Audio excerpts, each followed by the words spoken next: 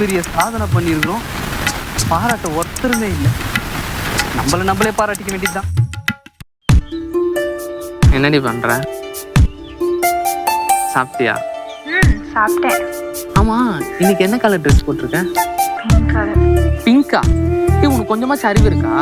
அந்த ட்ரெஸ் போட்டாதான் டைட்டா இருக்குன்னு சொன்ன, ஸ்டாப் தெரியுன்னு சொன்ன, ஒருத்தன் உத்து பாக்குறான்னு சொன்ன, கூசுன்னு சொன்ன மாதிரி அதே ட்ரெஸ் போட்டிருக்க.